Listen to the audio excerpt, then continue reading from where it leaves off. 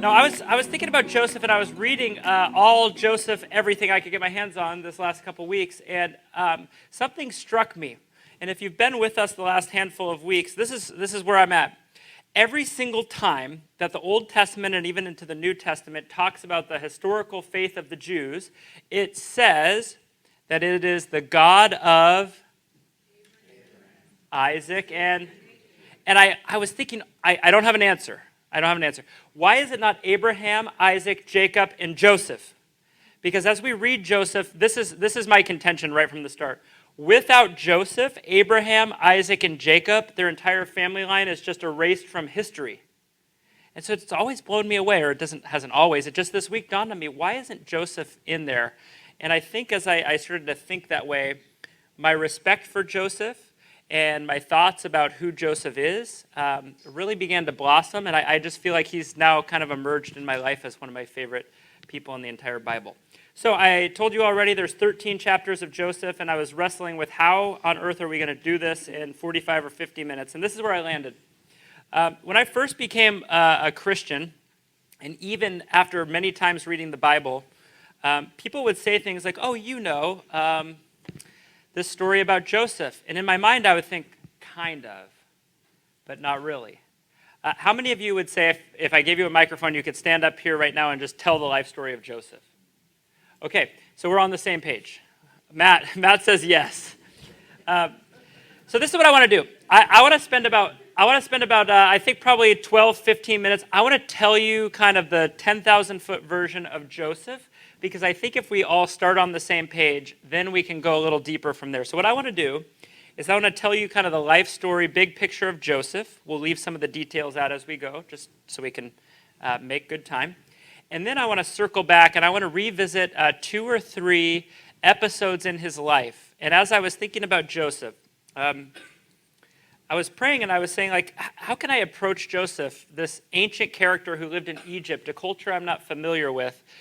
And I felt like what I was doing is I was beginning to think, what would I be feeling or what would I be doing if I was Joseph? And where I came to is that Joseph's life presents us with these temptations. As many of you know, Joseph's life is a roller coaster. In fact, I think on your notes, this is how, if you have a pen, I would just draw this. This is how I would draw Joseph's life. You ready? This is it. This is Joseph's life. And there are temptations when you're on the mountaintop to think certain things about yourself. And there are temptations when you're in the valley that you might think about God or think about yourself. And what blows me away about Joseph is whether he's in the valley or he's on the mountaintop, he does not succumb to these human temptations. And we're going to talk about those, and those will be what we kind of zone in on as we go. So let me tell you the story about Joseph. Joseph is the 11th son of what? He's the 11th of Jacob. Okay. And as the 11th son of Jacob, strangely for biblical culture, he is Jacob's favorite son. This is important. Now you might be thinking, well, why is the 11th son the favorite son? And so let me break this down for you. Joseph's mother's name is Rachel. And Jacob has another wife whose name is Leah. And basically the whole deal is that Jacob, once upon a time, fell in love with a girl named Rachel. And through a nasty manipulation, her dad, Laban, basically forced him to marry Leah without him completely knowing. So he gets married to Leah. He labors for 7 more years to be married to Rachel. But along the way, he begins having children with Leah. He has 10 sons with Leah. And the first son with Rachel is Joseph. And so this is the woman that Jacob has loved from the beginning, and this is his first son with Rachel. And so right off the bat, despite having 10 older brothers, the Bible tells us, and it's very clear, that Jacob loved Joseph the most. So that's very important for how this story unfolds. And he does a couple things that show us that he loves him the most. He gives him a cloak, and we find out it's like rainbow colored or lots of color.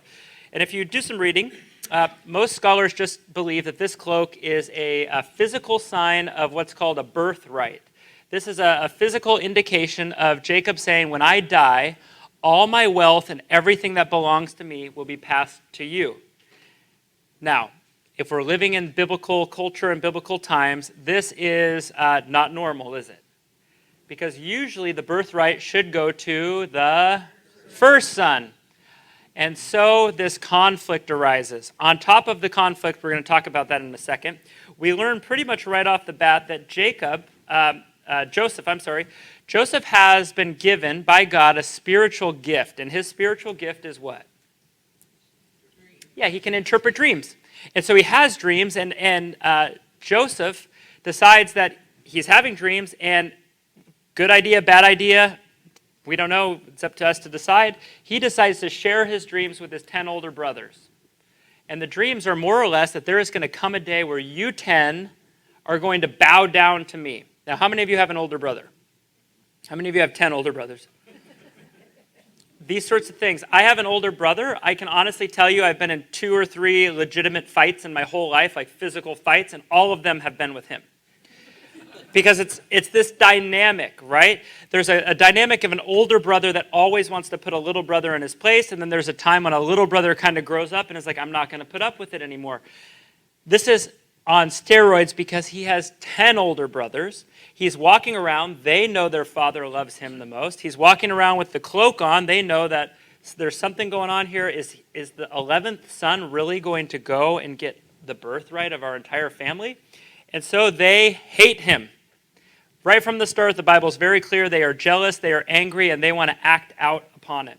So he tells them their dreams.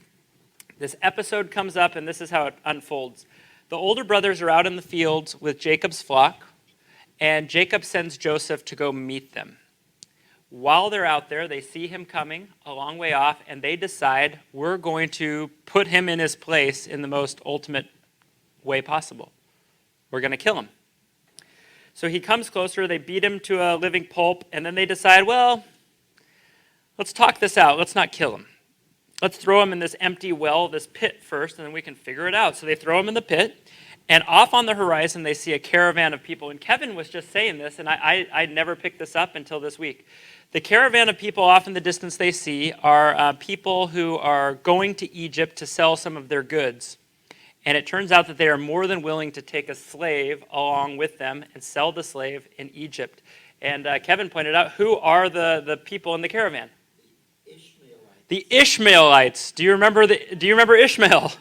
Do you remember God's promise? They're both going to be great nations, but you will war with each other. And we could talk about this later, but who is Ishmael's brother? Okay, so Abraham has Ishmael, then Isaac, right? Who is Isaac's son?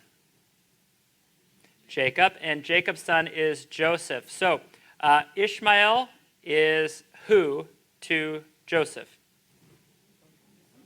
A great uncle, right? He's a great uncle. So 2 generations later, God's promises, both good and bad, are coming true. They will be at war with each other. They will be great nations with great power, but they will be at war with each other. And now all of a sudden, just 2 generations later, they cross paths, and it goes like this. The brothers see them in the distance, and they think, well, wait a second, let's not kill him. He's our brother, after all, and we could actually profit off of him. So they sell him for 20 shekels of silver. Now, we don't deal in shekels, but how many of you feel like that sounds like an awful lot of money? How many of you can think of another time when somebody sold for 20 pieces of silver?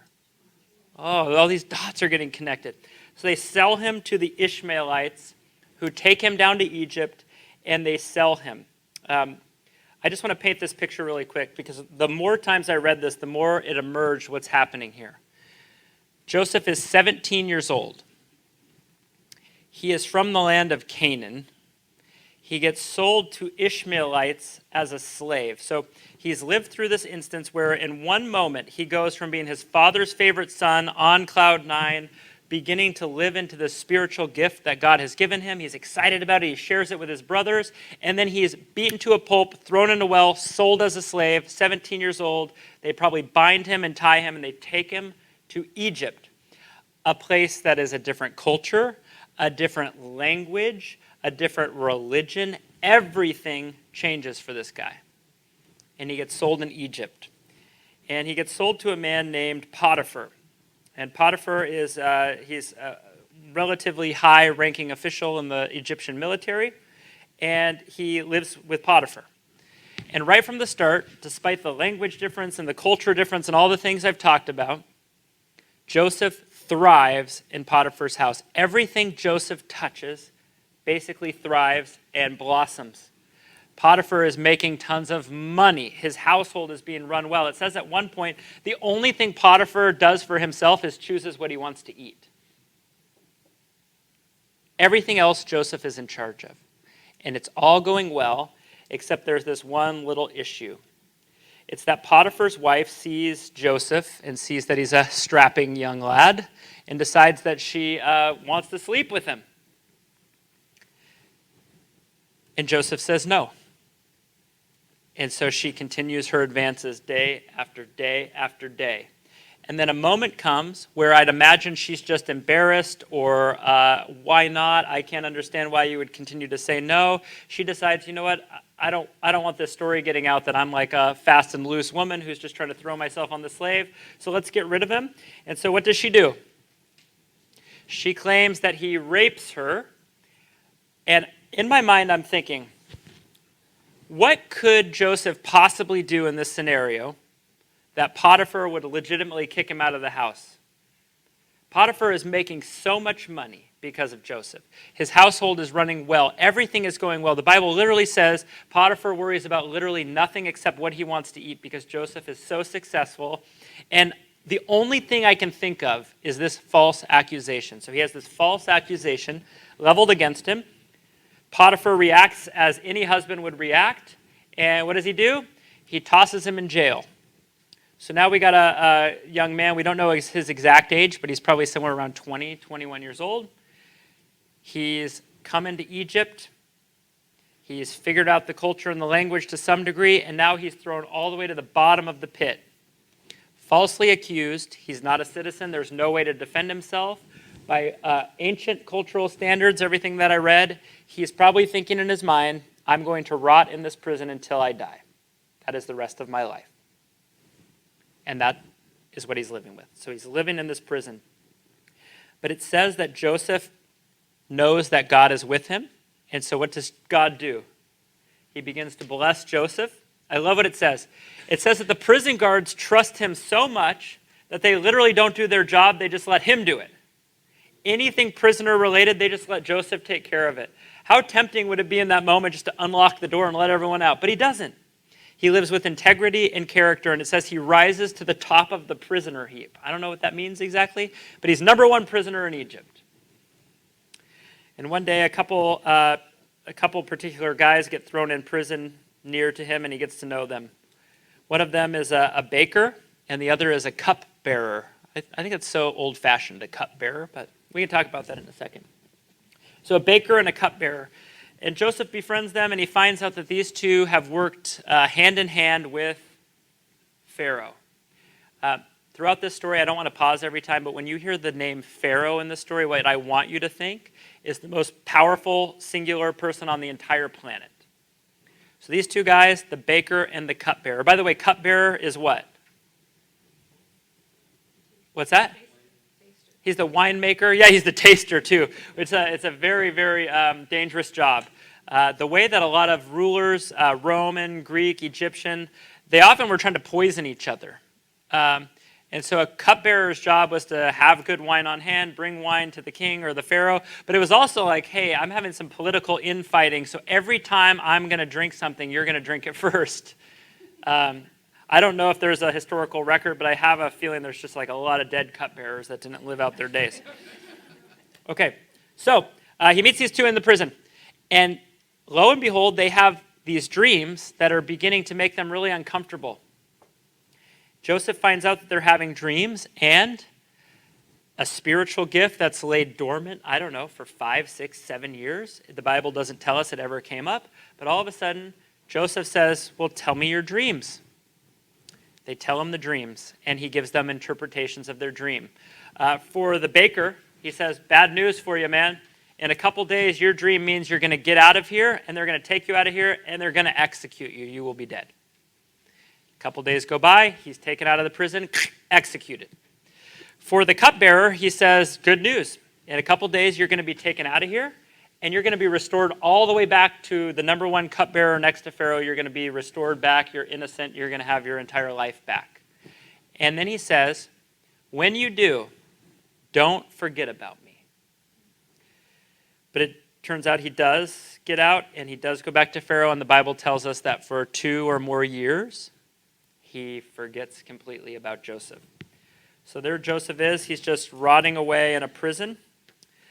And then one day, when Joseph is 30 years old, so he has been in that prison for how long? We don't know exactly.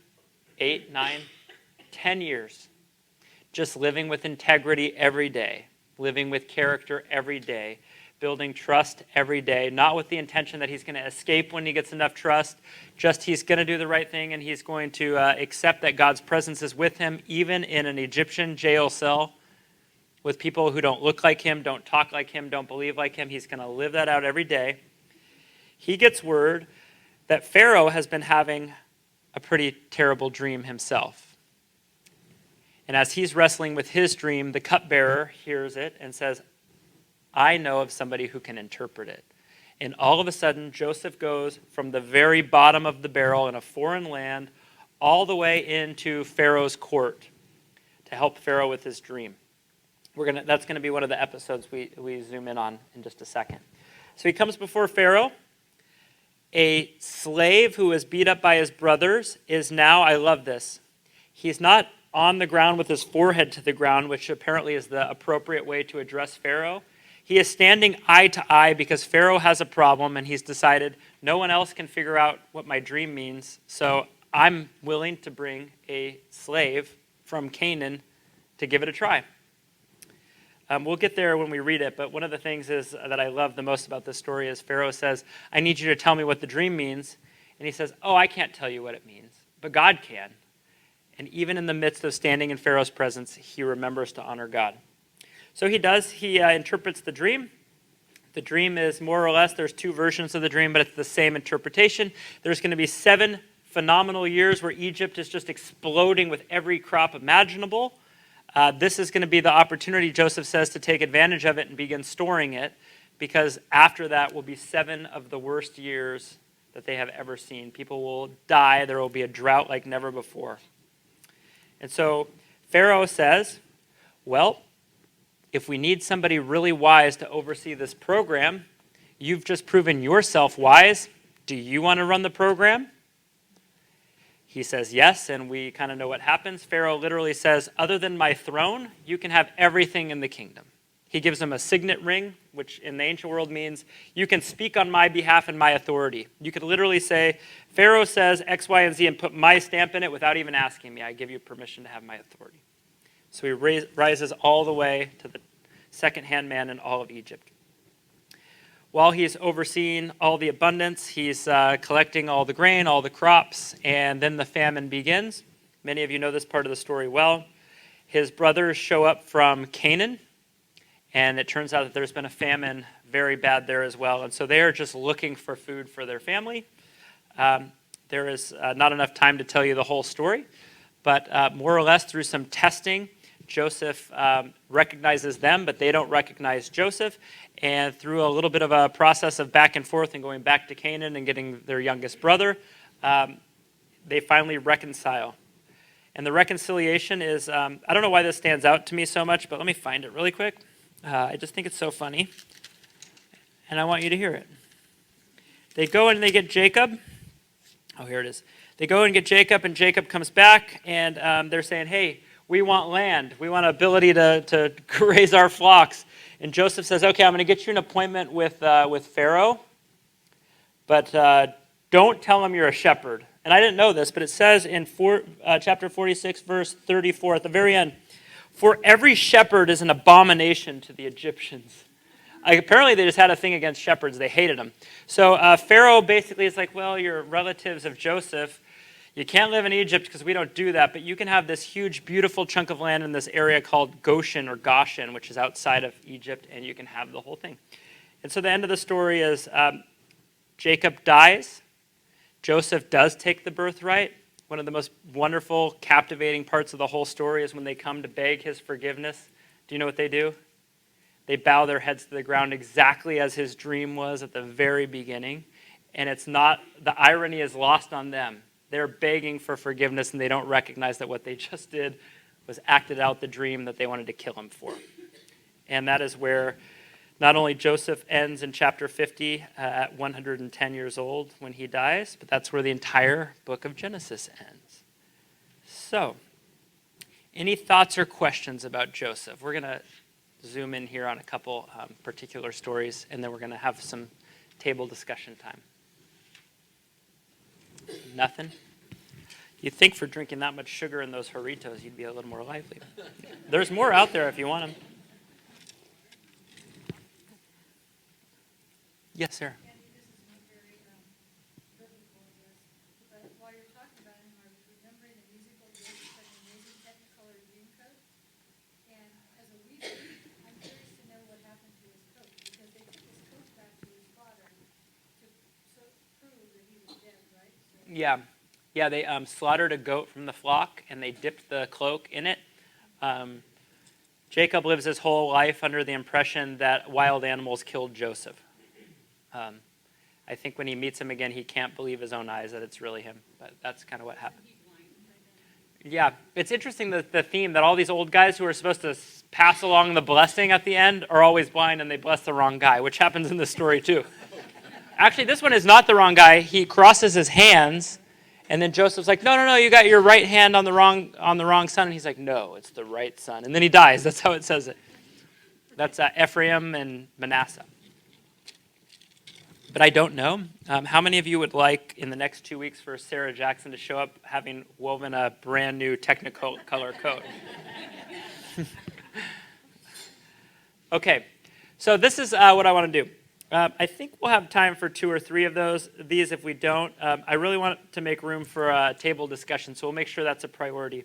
I want to kind of just point out some things through these scriptures. We're not going to really go super deep into some of these things because I feel like as we head towards Christmas, it's more important to land on an opportunity to talk with one another and really evaluate our own lives in some ways. So if you're following along, the first temptation of Joseph's life, as I read it, is, I wrote it this way. You can write it in any way you'd like to, but I wrote it as the temptation to wallow in grief and resentment. The temptation to wallow in your grief and your resentment. This is like, no matter what happens, I'm just sad. I'm just broken up about it. My life is terrible. I was supposed to be Dad's number one son. I got beat up and thrown in a pit, and here I am, a slave in Egypt. And that's a temptation.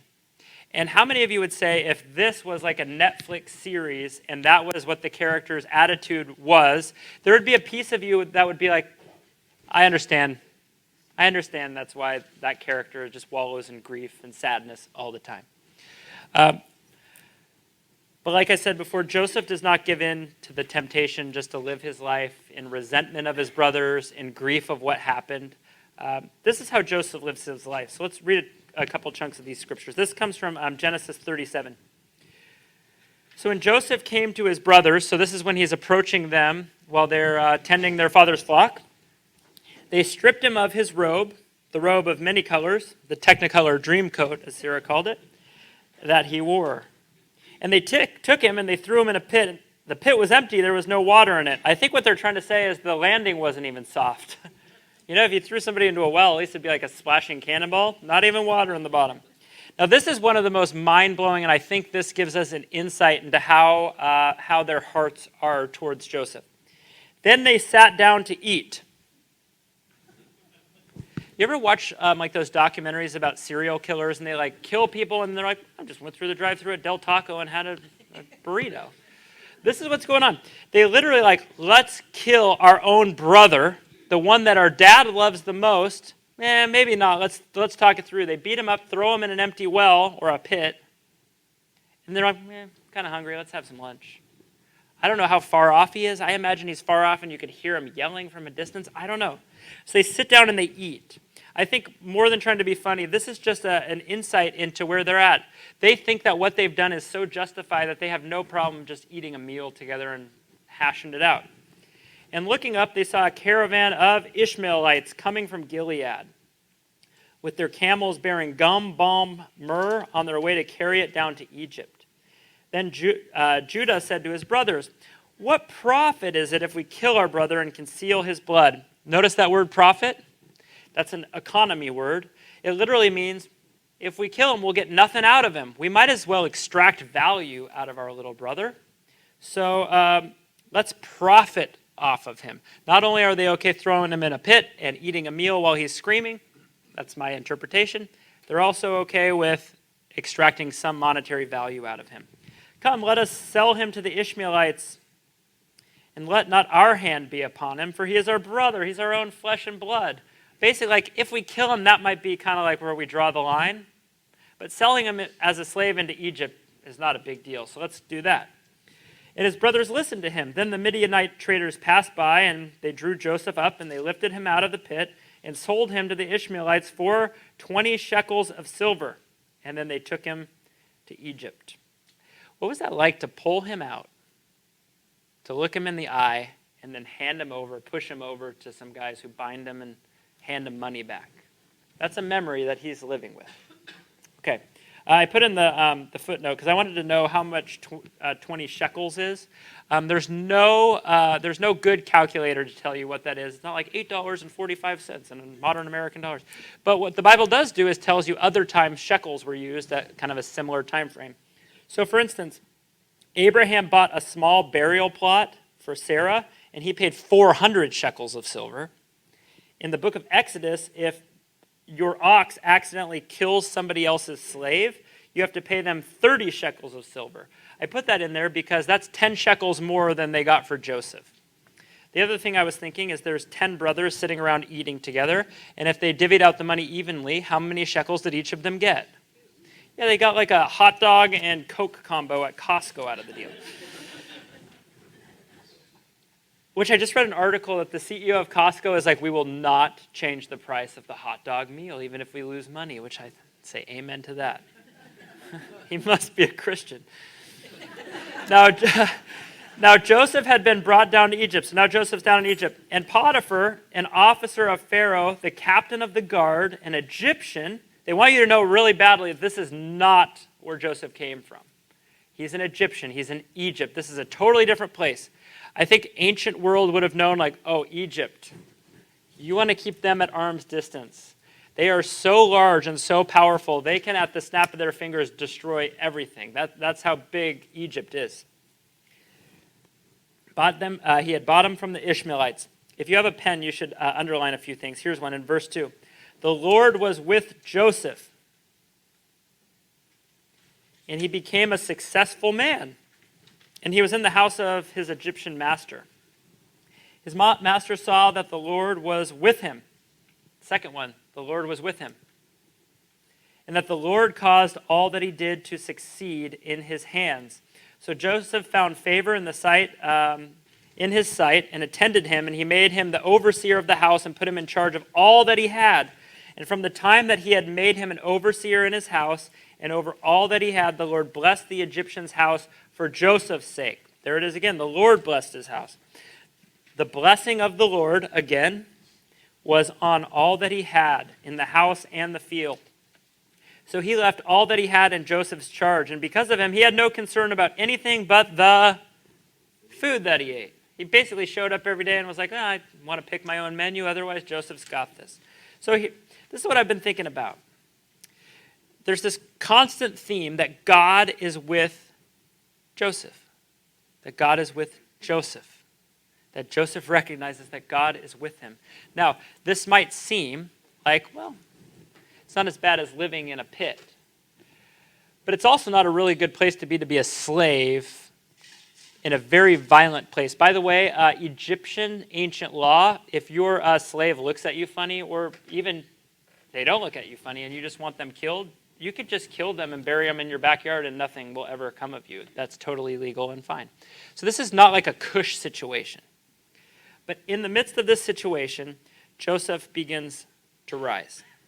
It says that he's blessed, that even his master sees that Joseph's God is what's behind the blessing, and he rises in this household to a place of prosperity. And I was thinking about this, is there's a temptation to have resentment, even in the prosperity. Because every single thing that Joseph does is for the benefit of Potiphar. Joseph might be treated well or given more responsibility, but at the end of the day, he's still a slave who wakes up every morning and is like, if I look at the guy wrong, he can kill me and have no recourse. That's who I am. I can work 20 hours a day providing economic wealth for my master, and I won't ever get a penny of it. There could still be resentment, but does Joseph live with resentment? No, he recognizes that God is with him. He lives with integrity even in the midst of it. He lives with character. But then something terrible happens. Because Potiphar's wife accuses him. We're not going to go into detail of the accusation, but this is the end result of the accusation. Verse 19. As soon as his master heard the words that his wife spoke to him, "This is the way your servant treated me," his anger was kindled. And Joseph's master took him, put him into prison, the place where the king's prisoners were confined, and he was there in prison. I want you to notice something. Joseph is a slave. Potiphar doesn't say, hey, let's sit down and talk about this. Is this true? Is there something I should know about? I think what Potiphar thinks is, yeah, Joseph was a really good slave, but he's a slave, and he's expendable. So what does he do? He picks him up by the scruff of the neck, and he just tosses him into the prison. Joseph gets no trial. He gets no hearing about any evidence he might have. He just gets thrown in. And he has to live his life thinking that I'm going to rot to death in an Egyptian prison. Don't you think, though, that if he hadn't been such a good slave for him, he would have been killed for that crime? Yeah, probably. I didn't think of that, but yeah, probably. So maybe there was an element of some special treatment. Although, I think somebody could say, based on ancient prisons, it might have been better to just have gotten it over with. I don't know. But that's a good question. I didn't think of it that way. But yeah, fair. Okay, so he's in prison. Verse 21, if you have a pen, underline this. But the Lord was with Joseph. He's with him in the pit. He's with him in the slave line with the Ishmaelites. He's with him at the auction block. He's with him in Potiphar's house. And he's with him in prison. And he showed him steadfast love and gave him favor in the sight of the keeper of the prison. And the keeper of the prison put Joseph in charge of all the prisoners who were in the prison. Whatever was done there, he was the one who did it. The keeper of the prison, I love this, paid no attention to anything that was in Joseph's charge. Because why? The Lord was with him. And whatever he did, the Lord made it succeed. So we got all of these things adding up. Now we have this brutal character assassination of a guy who's lived his entire life with integrity. And in just a few short years, he goes from being the rightful heir to a very wealthy father's entire life. He has the birthright. To now he's living in a foreign prison. His dad thinks he's dead. If he were to go back home, maybe he wouldn't want to do that. His 10 brothers wanted to kill him anyways. He's been assassinated in his character after doing everything correctly, even as a slave. And now he finds himself in a prison. I love that it just continues to say that God made him succeed, that God was with him, that he showed his steadfast love. So I want to grab one of these because I think it's a little different. If you would, you could turn to your table, and there's a question there. I had a few questions I wrote for myself. Grab two. The first question is, how do you keep sight of God's presence with you in the midst of difficult circumstances?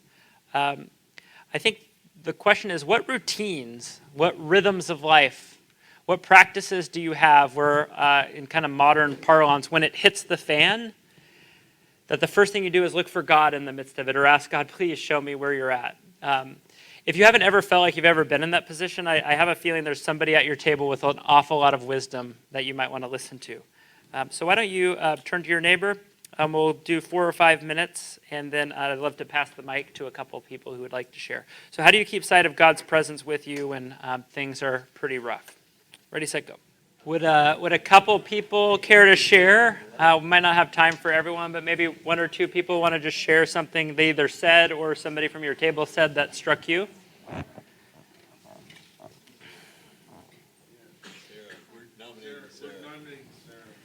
All right, Sari. She wants to make it clear for the record she didn't volunteer for this. I'll read the quote, but I don't know about this. But, well, we talked about a lot of things about the routine that you mentioned, but one of the things that really stood out in our conversation was the importance of other people around you. And I was reminded of Andrew Brunson, who was the pastor that was imprisoned in Turkey, and how he struggled to hold on to his faith, and he was alone.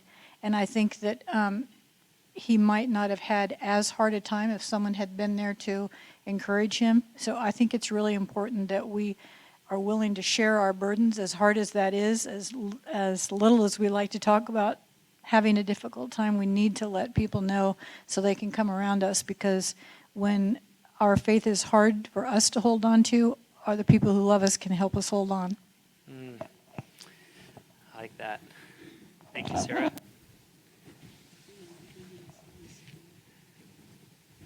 Anybody else want to jump in and share?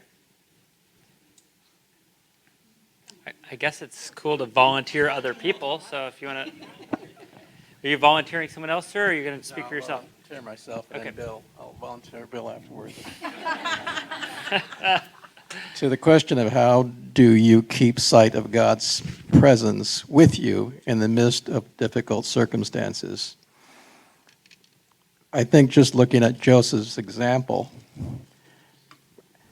as I see how was Joseph able to handle prison, how was he able to handle the being thrown in a pit, how was he able to handle the accusation by Potiphar's wife, and how was he able to handle being in prison for 10 or 12 years in that horrible situation. It seems that everything he did demonstrated exactly why God called Abraham righteous. And that is, Abraham believed God. I think in this instance, Joseph exemplifies by what he did, the way he lived and the way he conducted himself, that in spite of what was happening to him, talk about the ups and the downs, he believed God, so much so that it governed everything he thought about and everything he did. Yeah. And in terms of our application, it's the writing on the wall. For us to survive circumstances in our lives that may be, we have to believe God. Yeah. Jump in here. You owe me. I intervened on Bill's behalf. Thank you guys for sharing that. I think we're at end the temptation towards resentment, or what did I call it? Wallowing in your grief. It's all out of order. Oh well. What's that? I was thinking about the idea of resentment. How many of you have legitimately felt the feeling of resentment before? I was thinking about that. If I'm honest, I've felt that. And I was thinking, what is the difference? Like, what makes resentment instead of just like irritation or anger or something like that, or annoyance? And I was thinking there's a few things. I think resentment has like an element of jealousy in it, usually. It has a little like smattering of anger in it. And I was thinking, I couldn't get this out of my mind, and I feel like it may be a God thought, but the idea of resentment is usually, in my experience, somebody or something that you see often. Like, if I'm honest, I can think of a person, a guy that I knew in high school, and I couldn't stand the guy. I legitimately thought he was a terrible human being, but he had some things in his life that I also was jealous of, and that's where the resentment came from. And I thought, if I didn't see him every day, I wouldn't have been resentful. I would have just been like, yeah, that guy irritates me, and moved on. But there was something about having to be in class with the guy where over time, you become resentful. I think it's maybe why that's a word sometimes that gets pushed into marriages, because it's somebody you're with all the time. Does that make sense? And I was thinking, How did Joseph in this situation not become resentful? And I think it's because the thing that was closest and most constant to him in every circumstance was not his thought about Potiphar or Potiphar's wife's false accusation or the fact that I live in a jail or the fact that my brothers beat me up. It's very clear over and over that Joseph's perspective is that God is with me, and where I'm at does matter because some of it stinks worse than others, but it's irrelevant to the fact that God is with me. And so I was thinking I think on a macro level, the way that you avoid resentment is you always look for God. And I'm with you, Sarah. I was using an example just 2.5 months ago or so. Shepard was 2 weeks old. We headed to Chalk with RSV. It was, kind of a scary situation. And I felt like I told a friend that goes to this church, I just told him, yeah, it's not going well. I've slept like 8 cumulative hours in 4 days. I feel like I'm hallucinating and I'm freaked out and I want to get out of here. He called me and told me, hey, I'm in the parking lot of Chalk. Can you just come down for a little while? I said, yeah, I can totally come down. What are you doing? And he handed me a bag of some of my favorite foods and told me, I just wanted to tell you that it's going to be okay and God's with you. And I remember thinking, I wouldn't have thought, where is God in all of this, to be honest. But somebody close to me thought to know. So I think there's a piece of remembering God's presence is being honest with other people. And when you're honest, they can lead you to remember that in your own life. Okay, so the second thing, if you're taking notes, I want to be cognizant of the time, is so the temptation to wallow in your grief and be resentful, I think is a temptation that happens when you're down here. Does that make sense? When you're in the pit or you're in the prison. I think the second temptation in Joseph's life is actually a temptation to be prideful, and that happens when he's up here. And I think human nature is leading towards pride when everything is going well. When everything is going well, slowly I think even followers of Jesus, if we're not careful, lose sight of God being the provider of blessing, and we start to frame it as though I'm pretty good at this. I'm pretty good at making money or buying a big house or having fancy things or being really smart, and we slowly lose sight of God. And so I want to just examine this temptation to be prideful. This comes in chapter 41 verse 14. So this is when Pharaoh hears that this guy Joseph might be able to tell him his dream. He says, then Pharaoh sent and called Joseph, and they quickly brought him out of the pit. And when he was shaved, when he had shaved himself and changed his clothes, he came in before Pharaoh. Basically, he was so disgusting and terrible, he had to follow the custom of the Egyptians. I'd never thought of this, but I read this week that the custom was to have a fully shaved face for men with a goatee, which checks out if you ever look at all those mummies. But I had totally forgotten that. And just the caskets, I mean, like the golden ones where they always have the braided goatee. And Pharaoh said to Joseph, so he's talking face to face with the most powerful man on the planet. He says to Joseph, I got this all out of whack here. I have had a dream, and there is no one who can interpret it. He's already tried everyone in his kind of cabinet positions. I have heard it said of you that when you hear a dream, you can interpret it. Okay, I want to pause here for a second. So you just got pulled out of an Egyptian prison. Now you're standing face to face with who you know is the most powerful human on planet Earth at this very moment. And he says to you, I've heard about you. You got a reputation. You're good at this dream thing. How many of you in your mind would be saying, I'm looking for anything I can grasp hold of because I do not want to go back to that prison? Anybody? That's the first thing I thought. Because wouldn't there be a temptation to be like, you're right, I'm really good at this. And by the way, you'll probably have more dreams later. You might want a little bit more easy access to me than a prison, maybe a suite off the main hall or something. But listen, he says, but I've heard that you hear a dream and you can interpret it. And Joseph answered, it's not me. But God will give Pharaoh a favorable answer. That favorable doesn't mean he's going to give you something nice. It means the favorable means he's going to give you a true interpretation.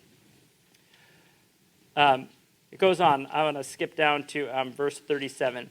So Joseph interprets Pharaoh's dream.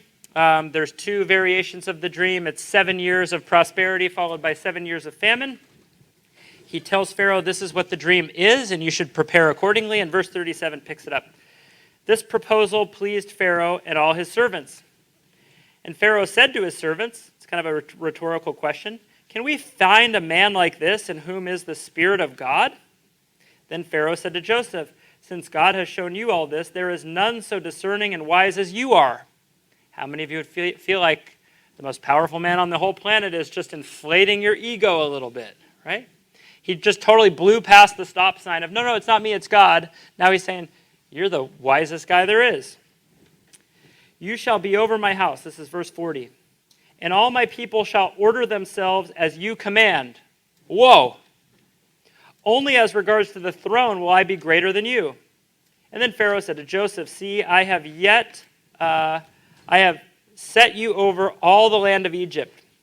Then Pharaoh took his signet ring from his hand and put it in Joseph's hand, and clothed him in a garment of fine linen and put a gold chain around his neck. So this is the signet I already told you is basically you can speak with the authority of Pharaoh. You can sign, seal, and deliver things as though you were Pharaoh himself when you have his signet ring. He puts a gold chain and fine linen on him. Basically, he is now going to dress the part of a royal. And now listen to this. It gets even more extreme. And he made him ride in his second chariot. Okay, so this is all the power. What's up? Oh, totally, yeah. Yeah. Especially when it comes time to collect all the grain and the famine starts, right? Because if we run out of grain, it's not my problem, it's that guy's problem. I'm with you, I'm following that 100%. So he puts him in a chariot. So now he has some military power. No, because Joseph said, "It is not I, but God, that's going to interpret." Pharaoh a few times kind of said, a man who can you find that has a man that has like a spirit of God, and then since God has shown you this, I know the Egyptians had several sun god, they had several gods.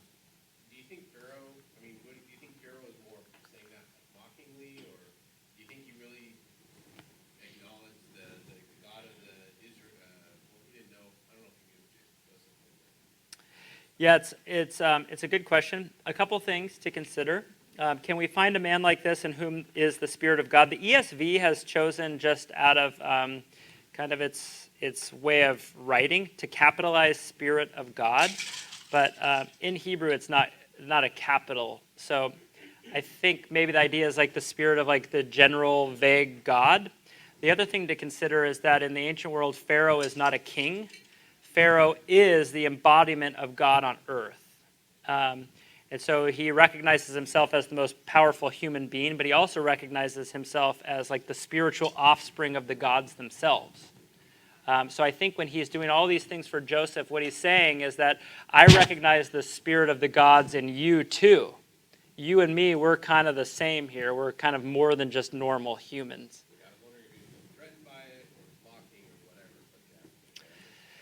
Well, I think if Pharaoh is like modern politicians, I'm with Matt on this one. He's probably I want all the credit if things go well, and I also want a really easy escape door if things go poorly. And what would be a better escape than some foreign guy who's not like us? We could turn on him like that if we had to. And by the way, one generation later, that's exactly what he does, right? The next Pharaoh plays identity politics immediately when it serves him, and is they don't look like us. Let's enslave them all. And that's what happens. That was a way for the Pharaoh to, when he was saying, I see the Spirit of God, of kind of sideways taking credit for Joseph's gift. Yeah, maybe. I'm kind of tracking, but I'm not 100%. Oh, I see the Spirit of God, and the other people in the room think he's God. Got it. In a sideways way, he's... So you and I are more similar than all these others. You've got my spirit in you. Yeah. I'm not going to lie to you. I understand kind of the Greek-Roman god system way better than I understand the Egyptian god system. So I'm kind of way out on thin ice. I'm not 100% sure exactly how each pharaoh understood themselves. But I know that they, in their family lineage, understood that there were gods in their family history. Okay, so he made him ride in the second chariot, and they called out to him, bow the knee, literally worship him. Thus he set him over all the land of Egypt. Moreover, Pharaoh said to Joseph, I am Pharaoh, and without your consent, no one shall lift up a hand or a foot in the land of Egypt. There's a question there. I'd like to get to the final question as a group discussion as we end. But I think it's a good question to consider, and we don't start again until January 11th, so there's your homework. I think it's the idea of how do you remain humble when, for instance, the Bible says that we should give honor to whom honor is due. How often does receiving honor or words of affirmation become the temptation to inflate into pride? There's been all sorts of stories in the last couple of years, but even like pastorally speaking, how many pastors have set out to serve and slowly have believed their own hype about themselves? I mean, I'm half joking, but not totally. Like their YouTube channel takes off and they become Instagram famous while also preaching in a pulpit. And before you know, it's inflated to the point where like something bad happens. You know those stories, right? So I think the question, if you wanted to consider it for yourself, is how do you remain humble? And I guess an equally important question was, how would you notice if you've crossed the line? Would somebody call you out on it? Are you just anticipating you'll know when you get there? Because I think a lot of people would say, oh, I'll know when I get there, and then before you know it, there's a crisis on their hands, and nobody ever said, like, red light, stop sign. So it's an interesting question. Okay, the last temptation here that I've written is this. It's the temptation, and this might sound harsh, to take revenge. And it could be revenge. It could be anything from something super severe to I'm just going to cold shoulder someone who used to slight me. I'm just going to act as though I don't care about somebody because they used to care like they don't care about me. This is the episode of Joseph succeeds in managing the grain. You guys all seen The Prince of Egypt? If you read the story itself, it's very interesting. No matter what you think about consolidating all the power under Pharaoh, this is what happens. He does collect all the grain. The people come to him and they're like, we have no food. Our fields have no food. It's a famine. We need food. And he says, I got food. And they say, well, we got money. And he's like, gimme, gimme, gimme. And it goes into the treasury of Egypt. And Egypt becomes infinitely more wealthy. But the famine continues, and they come back to him, and they're like, our fields still aren't producing anything, and we're still super hungry. And he's like, I'll trade you your livestock. And so Pharaoh's herds get bigger and bigger and bigger, and he's starting to own everything. And then they come back to him because the famine continues, and they're like, we have nothing left. And he says, well, give me all your land, and I'll trade you land for food. At the end of this famine, what happens is Joseph has consolidated all the money, all the livestock, and all the land to Pharaoh. And then when they come back and they're still hungry, he says, well, I know that there's only 7 years of famine and we're getting close to the end. I will give you food in agreement for you going to work the land that you already gave me as our servants, and here is the seed to begin planting. In the ancient world, this is logistical businessman genius is what they're trying to say is who Joseph is. So he's done all of those things. Joseph's brothers come, and I would encourage you to read that part of the story. He gives them the grain. He gets them the land. He takes care of them. Just like I said at the beginning, Abraham, Isaac, Jacob, and Joseph, because without him, the family line ends. The family line does not end. In fact, he says at one point, I'll even take care of your little ones. But then Jacob dies. And Jacob was understood in the family as the one who was holding it all together. We have to know that. And this is where we pick it up and where we're going to end tonight. This is chapter 50.